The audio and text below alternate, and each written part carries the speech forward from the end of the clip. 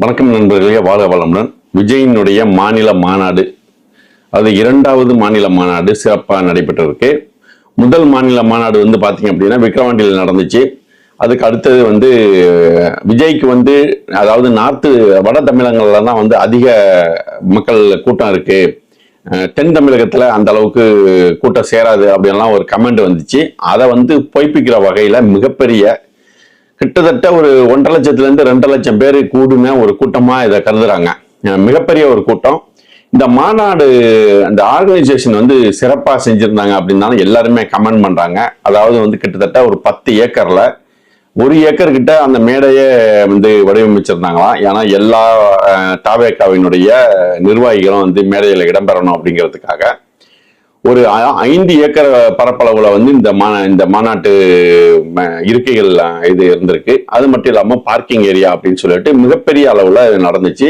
இதுல பாத்தீங்க அப்படின்னா மாநாட்டுக்கு முதல் நாள் அவங்க 100 அடியில நிறுவன ஒரு மிகப்பெரிய கம்பம் கீழே விழுந்துச்சு. அப்புறம் அதை சரி பண்ணிட்டாங்க. நல்ல வேளை யாருக்கும் எந்த ஒரு அசம்பாவிதமும் நடக்கல.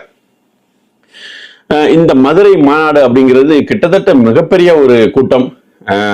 எல்லாருடைய அரசியல் கட்சியோட துவக்கமும் மதுரையில இருந்து ஆரம்பிக்குது அப்படிம்பாங்க. யாரு அரசியல் கட்சி ஆரம்பிச்சாலுமே அந்த மாநாடு மதுரையில போடுவாங்க.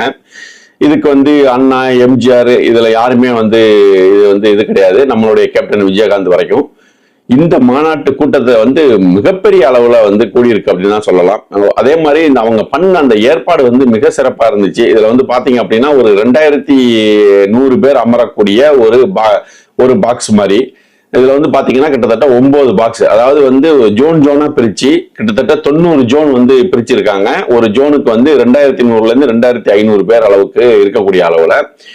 அப்புறம் பாத்தீங்க அப்படின்னா அவங்க ஒவ்வொரு ஜோனுக்கும் போதுமான வாட்டர் சப்ளை, குடி தண்ணி வசதி இருக்கணும் அப்படிங்கிறதுக்காக தனித்தனியா ஒவ்வொரு ஜோனுக்கும் கிட்டத்தட்ட 200 வாட்டர் டிஸ்பென்சர் மாதிரி, அதாவது வாட்டர் அவுட்லெட் வச்சிருந்திருக்காங்க. மிகப்பெரிய அளவுல கிட்டத்தட்ட 70 லட்சம் ரூபாய் செலவு பண்ணி இந்த water supply, plumbing work, booster pump இதுக்காகவே கிட்டத்தட்ட 70 லட்சம் ரூபாய் செலவு பண்ணதா அந்த கான்ட்ராக்டர் பேட்டி கொடுத்ததை நம்ம பார்த்தோம்.